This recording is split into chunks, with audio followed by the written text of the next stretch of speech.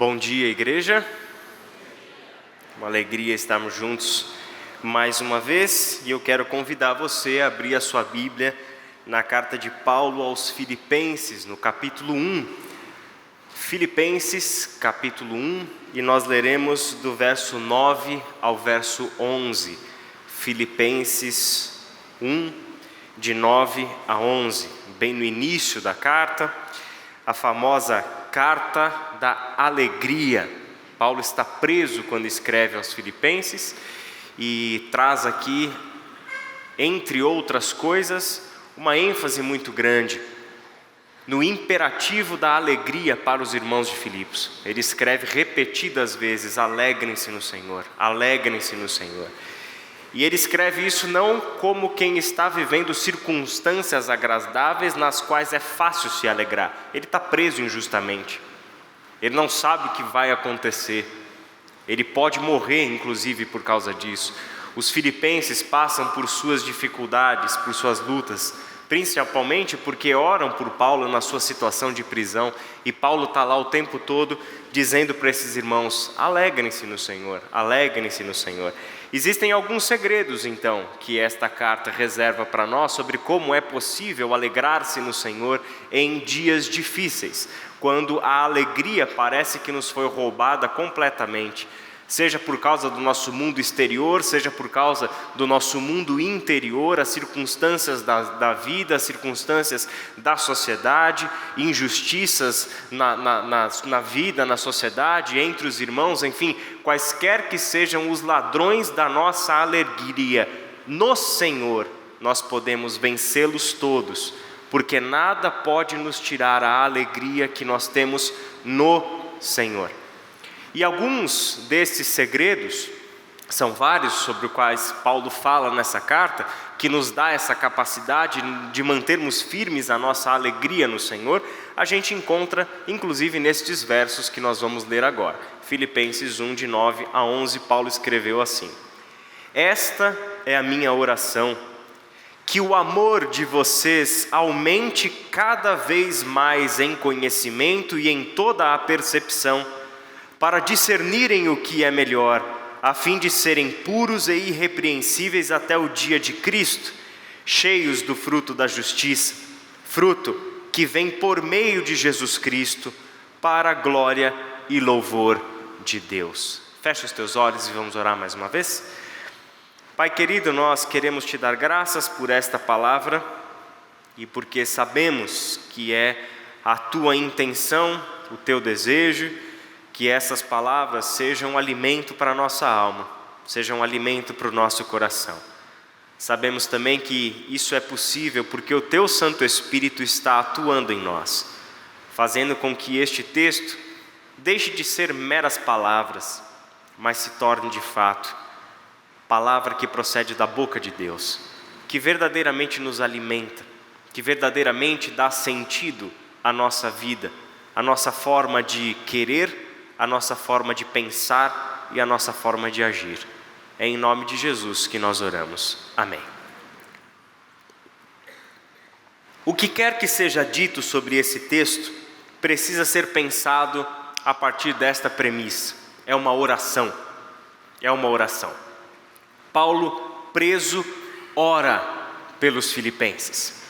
E a oração expressa sempre um desejo que o apóstolo Paulo tem sobre as pessoas.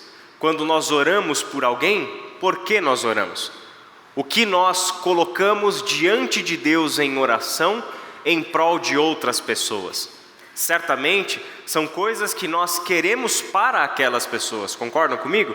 São desejos que, dentre as muitas coisas que poderiam ser ditas a Deus sobre outras pessoas ou em benefício de pessoas, são coisas que nós julgamos as mais essenciais, aquilo que aquela pessoa precisa para aquele momento, aquilo que aquela pessoa precisa constantemente. São coisas que nós julgamos como essenciais para a vida e por isso rogamos a Deus, pedimos a Deus.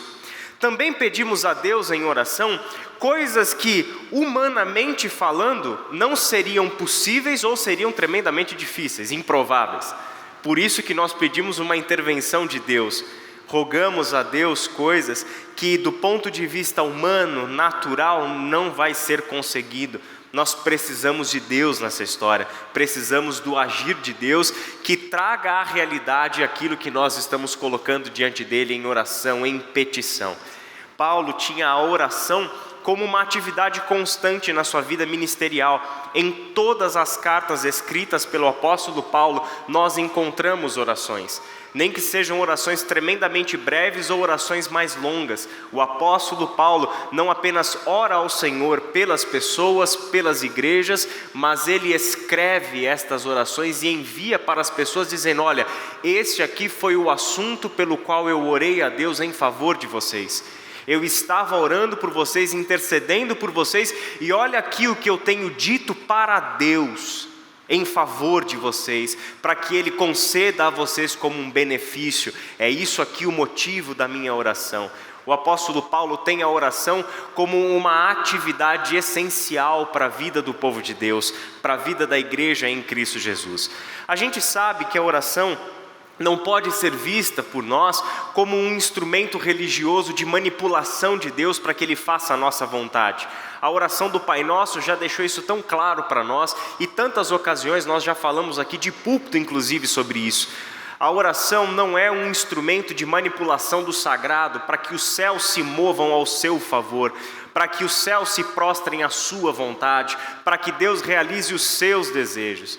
Nós temos que ter cuidado com isso. Nós temos uma facilidade muito grande de substituir o Deus vivo e verdadeiro pelo Deus que nós elegimos no nosso próprio coração, chamado minha vontade, minha necessidade, meus sentimentos e meus desejos. Deus não está aí para atender aquilo que esta vontade que quer governar sobre a nossa vida, que a Bíblia chama de carne, de nossa natureza pecaminosa.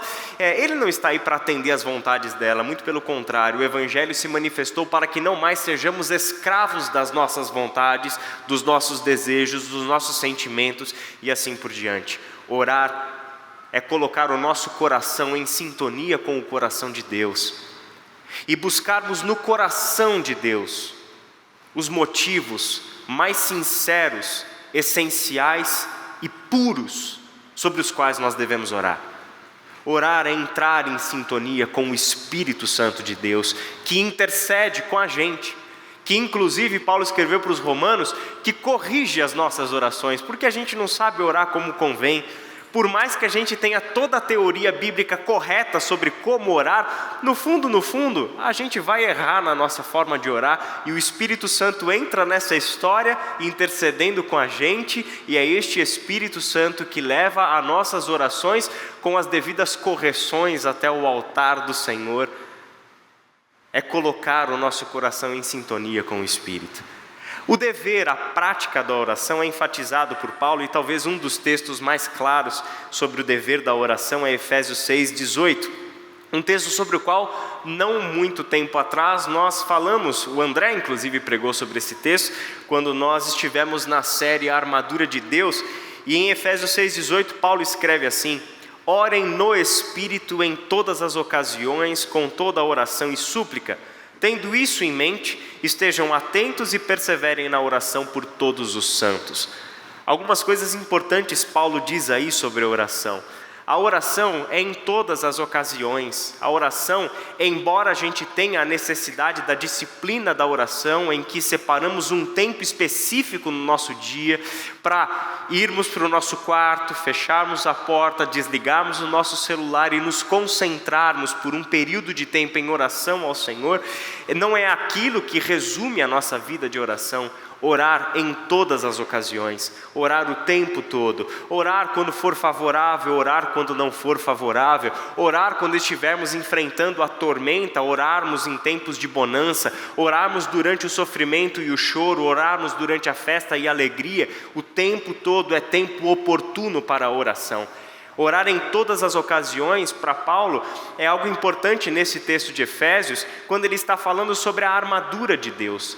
E a oração para Paulo não entra como uma peça da armadura.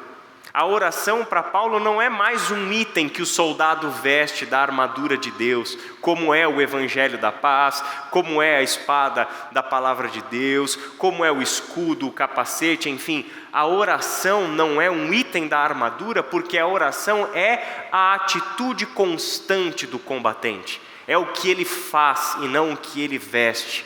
A oração é o que está constantemente ativa na mente daqueles que estão combatendo essa batalha neste mundo.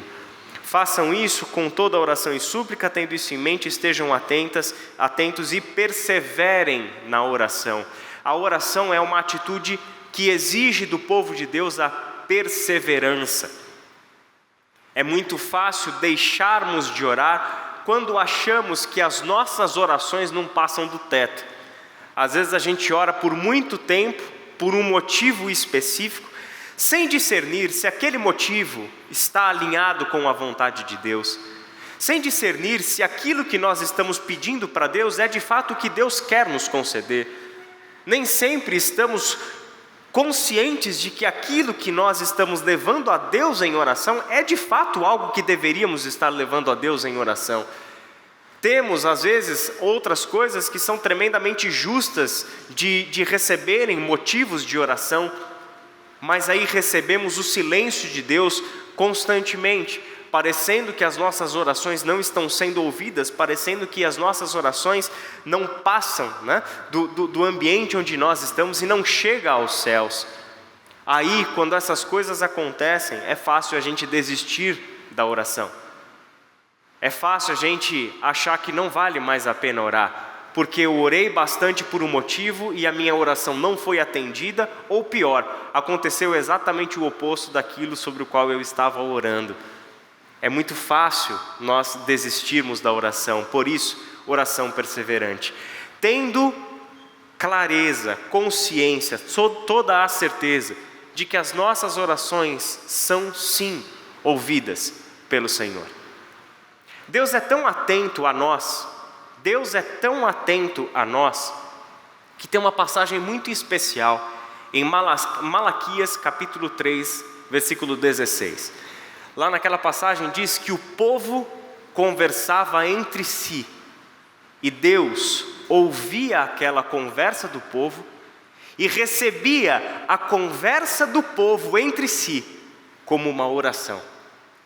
O povo nem estava falando com Deus, o povo nem estava literalmente orando, o povo não começou a frase, Senhor Deus, nós vamos orar agora. Não, o povo estava conversando entre eles, e Deus estava atento à conversa do seu povo, recebendo aquela conversa como uma oração.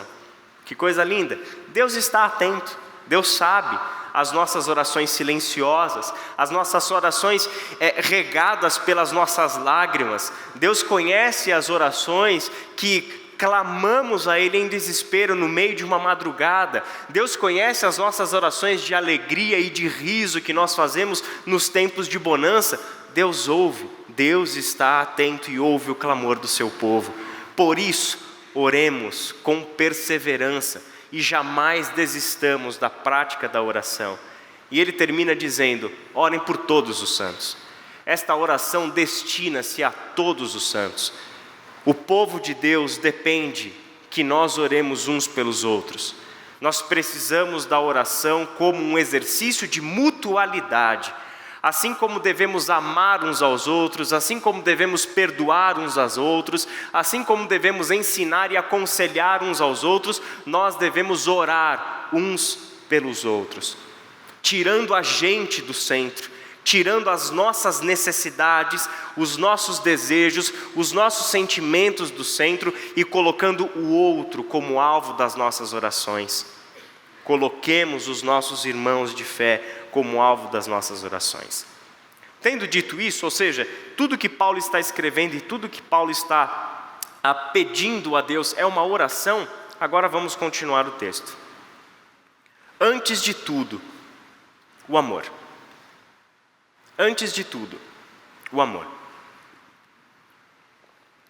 O texto de Paulo, logo quando ele anuncia que esta é uma oração que ele faz ao Senhor, ele começa a pedir que o amor de vocês aumente cada vez mais em conhecimento e em toda a percepção. Gostaria que você lesse novamente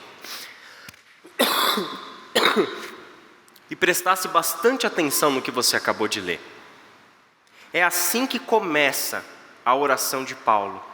Este é o pedido de Paulo a Deus em favor dos irmãos filipenses. Que o amor de vocês aumente cada vez mais em conhecimento e em toda percepção.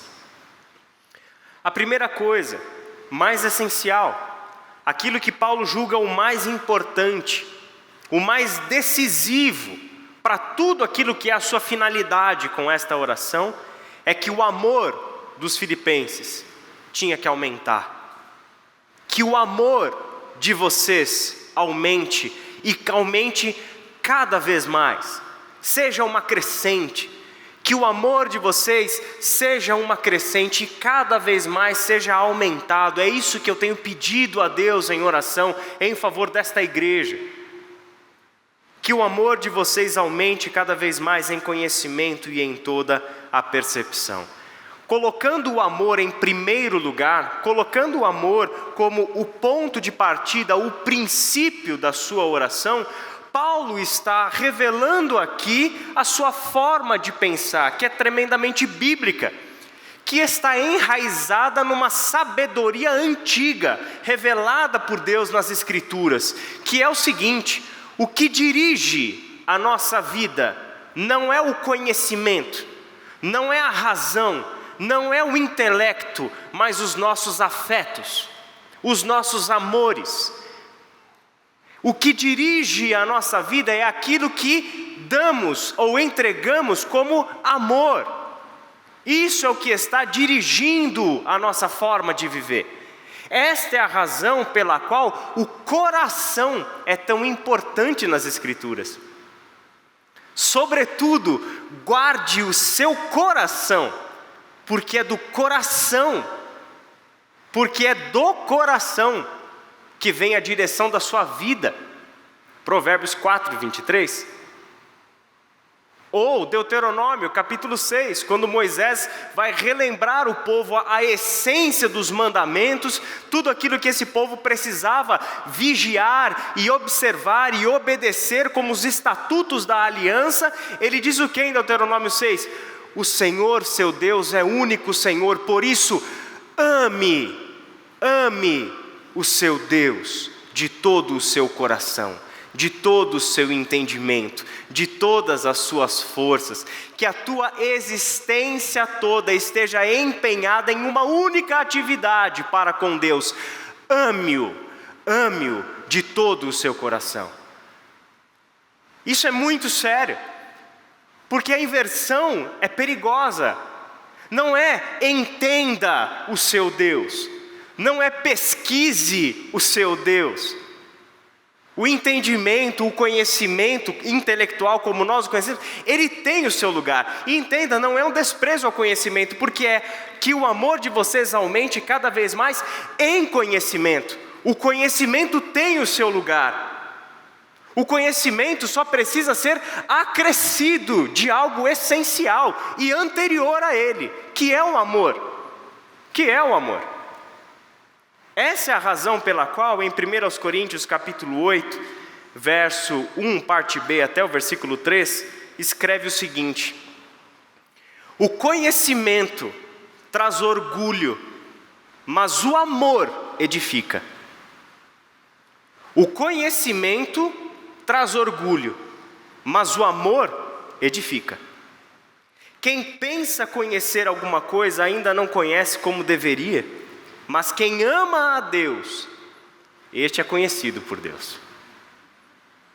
Quem pensa conhecer alguma coisa ainda não conhece como deveria, mas quem ama a Deus, este é conhecido por Deus. O conhecimento traz orgulho, mas o amor edifica. O conhecimento sem o amor é instrumento para o pecado. A verdade sem amor é instrumento para o pecado. O serviço sem amor é instrumento do pecado. O conhecimento traz orgulho, e o orgulho e a cobiça na Bíblia é pai e mãe do pecado. O conhecimento por si só traz orgulho.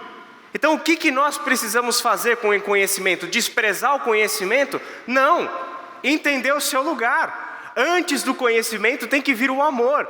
Tem que vir aquele ingrediente especial revelado por Deus a nós, que é o que dá ao conhecimento a sua capacidade de ser o que ele precisa ser na nossa vida. Não instrumento de destruição, não instrumento de discórdia, não instrumento da nossa vaidade, do nosso ego, do nosso orgulho, mas um instrumento que gera vida, que traz edificação, que junta o que está separado porque foi pelo pecado. O amor é este elo perfeito que traz a integridade à vida. Esta é a razão pela qual o que edifica não é conhecimento, é amor. E se conhecermos em amor, aí as coisas mudam de figura.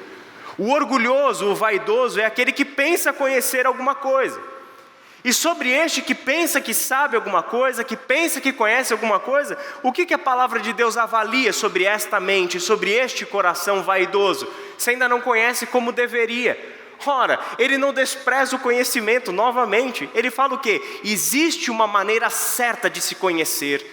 E se o conhecimento está gerando em você orgulho e separação, divisão, destruição, significa que você está conhecendo do jeito errado. Então qual que é o antídoto para isso? Amar a Deus. Ame a Deus. Porque quem ama a Deus é conhecido por Deus. O que significa ser conhecido por Deus? Significa que Deus sentou com você, entrevistou o Igor, perguntou o nome, sobrenome, família, emprego, o que faz? Não é este conhecimento do qual a Bíblia fala.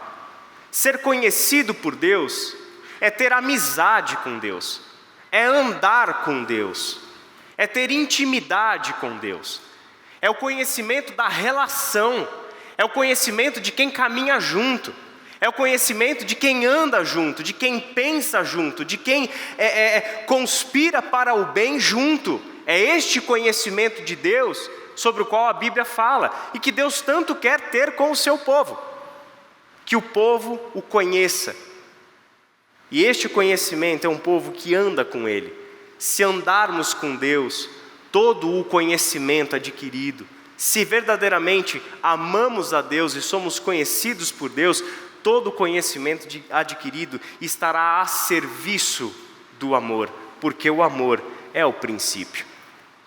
Só que amor é uma palavra perigosa, pode significar tantas coisas para nós, não é verdade? Na nossa cultura, amor é uma palavra genérica, é só uma palavra. Se ela não tiver uma história por trás dela, ela é só uma palavra. Quando a gente olha para a Bíblia, a gente descobre que Jesus, o Filho de Deus, é a revelação do amor. É Jesus quem nos diz o que é o amor. Efésios capítulo 5, versículos 1 e 2. Portanto, sejam imitadores de Deus como filhos amados e vivam em amor, como também Cristo nos amou e se entregou por nós como oferta e sacrifício de aroma agradável a Deus. O que cabe a nós como povo de Deus? Recentemente nós falamos sobre isso baseados em Romanos capítulo 13, a partir do verso 8. A ética cristã é uma ética do amor. Amor na Bíblia é palavra da ética, é palavra da moral cristã. Amar o outro é dever para nós cristãos. Por isso, devemos, como filhos amados de Deus, viver em amor. A ética bíblica trabalha com uma lógica muito simples. O que a gente vê em Deus, a gente imita. Então, o que é agir corretamente? O que é o bem? O que é fazer o que é certo? Olha para o que Deus faz e faz igual. Se vale para Deus, vale para nós. Então, se Deus é amor, o que se espera da gente? Que a gente ame. Se Deus é santo, o que se espera da gente? Que a gente vive em santidade. Se Deus é misericórdia, o que se espera da gente? Ações de misericórdia. Se Deus é perdoador, o que se espera de nós? Que perdoemos uns aos outros. Essa é a estrutura formal da ética bíblica. O que vale para Deus é o que se aplica a nós. Então vivam em amor como? Como filhos amados de Deus. Se nós somos filhos amados de Deus, devemos ser como Deus é. E é assim que nós imitamos a Deus, vivendo em amor. Porque qual é a máxima bíblica sobre o amor? É que Deus é amor. 1 João capítulo 4, a partir do verso 7. Deus é amor. Amor não é um sentimento para Deus, amor não é uma ação humana, amor é uma definição do ser de Deus. Ele é amor. Por isso, filhos de Deus são filhos do amor. E a única ação que se espera de filhos do amor é correspondente à sua identidade. É correspondente à sua nova natureza em Cristo. Eles vivem em amor. Como também Cristo nos amou e se entregou por nós como oferta e sacrifício de aroma agradável a Deus. O próprio contexto lá de Filipenses capítulo 1, versículo 9, quando ele fala sobre o amor que deve aumentar, que ele ora para que o amor aumente, mostra essa dimensão horizontal do amor. Cristo é Deus que veio a nós e nos amou. De que forma nos amou? Oferecendo a sua vida para que morresse a nossa morte, para que pudéssemos viver. Ele oferece a sua vida como um sacrifício para nos salvar. Esta é a sua oferta de amor. É nisso que Deus em Cristo revela ao mundo o que é o amor. O justo morrendo pelos injustos. O santo morrendo pelos pecadores. O Filho de Deus morrendo pelos inimigos de Deus. Quando Paulo escreve o capítulo 2 de Filipenses, ele aplica isso para o povo de Deus. Veja os 5 primeiros versículos do capítulo 2 de Filipenses. Coloquem os outros acima de vocês. Considerem os outros superiores a si mesmos. Não tenham nenhum problema em se humilhar diante do outro. Não tenha nenhum problema em colocar as necessidades do outro acima das suas próprias necessidades. Porque é isso que a gente viu em Cristo. Seja a atitude de vocês a mesma de Cristo Jesus. Então o amor que precisa aumentar como uma prática constante em conhecimento, diz respeito a estas duas destinações do amor, que é o amor que devemos a Deus em primeiro lugar e o amor que devemos ao próximo. Amar a Deus sobre todas as coisas e ao próximo como a si mesmo, é o que Jesus chamou de maior mandamento. É o que Jesus chamou de maior mandamento. Amar a Deus sobre todas as coisas e ao próximo como a si mesmo. Só que parecia ser fácil cair no engano. Por isso que quando 1 João foi escrita, ele julgou necessário explicar um pouquinho mais o que significa amar a Deus sobre todas as coisas. Porque é fácil para as pessoas, é fácil para nós dizer, eu amo a Deus sobre todas as coisas, mas eu odeio meu irmão. Eu amo a Deus sobre todas as coisas, mas aquele lá eu não quero ver nem pintado de ouro. Eu amo a Deus sobre todas as coisas e canto louvores de amor para Ele chorando, mas quando eu cruzo meu irmão eu tenho vontade de esganar, de tanto ódio que me repele daquele irmão. Aí João diz o seguinte, você não ama a Deus coisa nenhuma. Porque é no amor ao próximo que você sabe se você ama a Deus ou não. No amor ao próximo não tem como enganar. Se você não ama o seu irmão que você vê, como é que você vai dizer para mim que você ama a Deus que você não vê?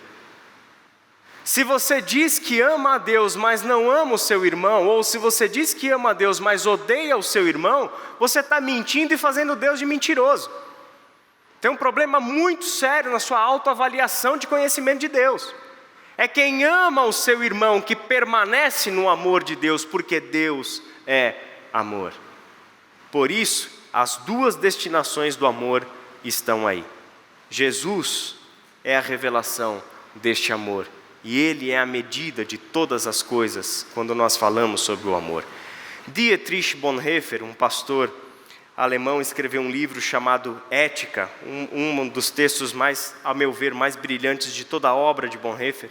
E nesse livro ele escreveu o seguinte, justamente sobre esse tema: ninguém conhece a Deus a não ser que Deus se lhe revele. Consequentemente, ninguém sabe o que é amor, a não ser na autorrevelação de Deus. Assim, o amor é revelação de Deus. Revelação de Deus, no entanto, é Jesus Cristo. O amor tem origem em Deus, não em nós. O amor é postura divina, não comportamento humano.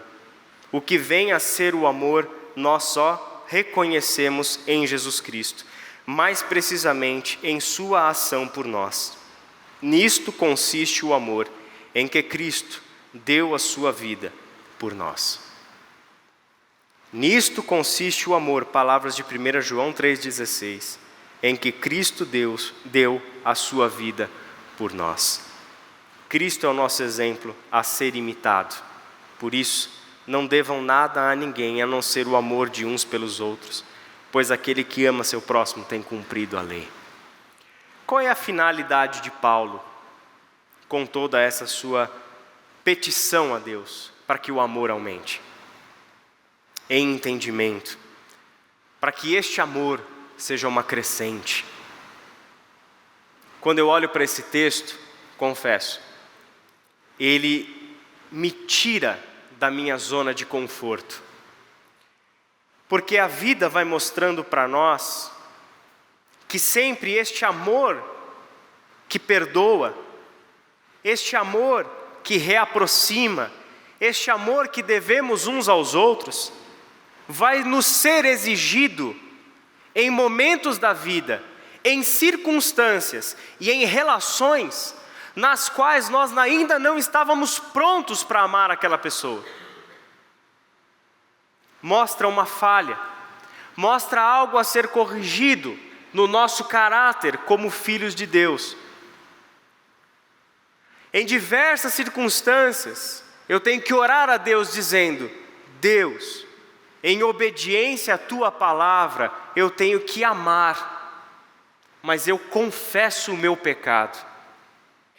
Hoje eu descobri que eu não estava pronto para amar aquela pessoa como ela precisava do meu amor. O amor precisa crescer. O amor precisa aumentar. E quando nós nos deparamos com essas circunstâncias inevitáveis na jornada de fé, encontraremos pessoas que teremos dificuldade de amar. Teremos circunstâncias da vida onde o nosso coração, endurecido por causa do sofrimento, da dor ou de qualquer outra coisa, terá dificuldades de amar. Isso para nós tem que ser um alerta, um sinal. O amor precisa aumentar. É uma oportunidade para Deus fazer em nós a sua obra. É uma oportunidade para aquele que é amor nos transformar um pouquinho mais parecidos com Ele, próximos dele. Não é desistir de amar, não é dar de ombros para o nosso dever, mas é entender que quando me deparo em uma situação, em um relacionamento ou uma circunstância em que eu não estou pronto para dar o amor que deveria dar, é reconhecer que aqui existe uma oportunidade de crescimento, uma oportunidade de maturidade, uma oportunidade para que Deus faça a sua obra no poder do Espírito e nos leve um passo a mais na direção do seu grande propósito para nós. O texto termina em que Paulo mostra a finalidade do porquê ele ora para que o amor aumente em conhecimento, para discernirem o que é melhor, a fim de serem puros e irrepreensíveis até o dia de Cristo, cheios do fruto da justiça, fruto que vem por meio de Jesus Cristo, para a glória e louvor de Deus. A finalidade, em duas palavras, é discernimento e santidade. é em amor que vai crescendo cada vez mais em conhecimento, que nós nos tornamos pessoas sábias, capazes de discernir entre o bem e o mal. A sabedoria bíblica é um componente moral. Sabedoria é uma capacidade moral de discernir sempre para o bem. Ou seja, é estar diante de situações, é estar diante de afirmações, de verdades, é estar diante das coisas e saber discernir o certo e o errado, o bem e o mal, o correto, o incorreto, o justo e o injusto. Ele tem clareza, porque cresceu no amor em conhecimento. Seus olhos se abrem para enxergar as coisas como o amor, o Deus que é amor, enxerga as coisas. Ele tem discernimento. Só que este discernimento tem uma finalidade: a escolha do que é o melhor. Não é discernir entre o bem e o mal para fazer o mal. É discernir entre o bem e o mal e sempre, invariavelmente, optar pelo bem. Mesmo que isso nos traga prejuízos, mesmo que isso seja em desacordo com a nossa vontade de momento, mesmo que seja aquela nossa vontade de fazer o oposto, mas se eu encontrei ali o correto, se eu encontrei aquela ação, o bem, em discernimento, esse é o caminho que eu devo seguir. Não importa o preço que eu deverei pagar, mas farei o bem.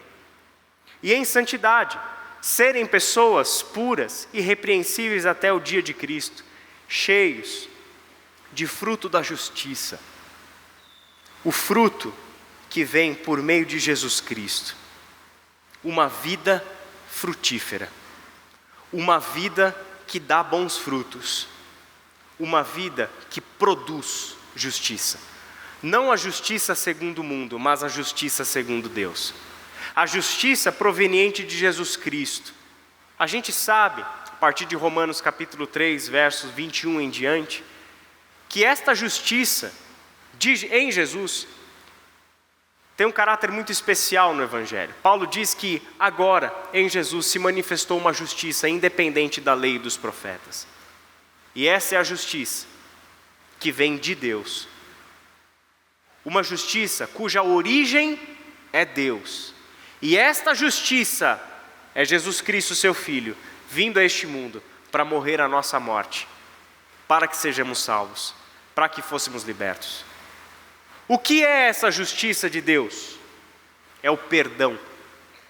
É o perdão. Chega a nós, entenda isso, a justiça de Deus chega a nós como perdão. A justiça de Deus não nos condenou quando deveríamos ser condenados. A justiça de Deus não nos jogou na morte, na inexistência, no inferno, quando deveríamos, porque isso era o que merecíamos. A justiça de Deus se manifestou em Jesus Cristo, e isso significa para nós perdão. Perdão. Mas não perca de vista que o que para nós vem como perdão, para Deus custou tudo. O que para nós chega como o perdão, que nos reconcilia com o eterno e nos dá uma nova vida, para Deus custou tudo. Custou a vida do seu Filho unigênito, a vida do seu Filho amado. Este é o preço pago por este perdão que você e eu recebemos. E neste preço pago, Deus estava revelando ao mundo o seu amor. O que verdadeiramente significa amar. A finalidade de uma vida de discernimento e de santidade é a glória e o louvor do nosso Deus.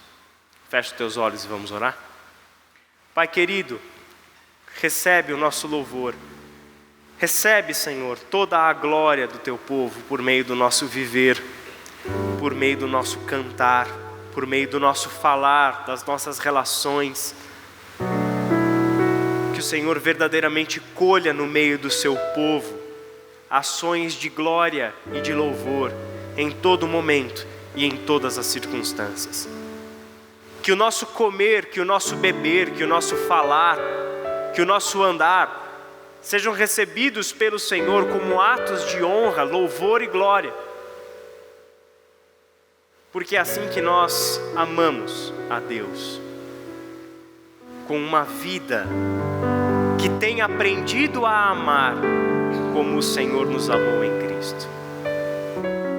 Pai querido, encha-nos da Tua graça, transborde em nossos corações o Teu Espírito, para que isso seja possível. Esse é um motivo, Senhor, de oração, porque com as nossas próprias forças não somos capazes. Por isso, Senhor, é que oramos. Derrama sobre nós a Tua graça, transborda em nós o Teu Espírito, para que amemos como o Senhor nos ama. Em nome de Jesus. Amém.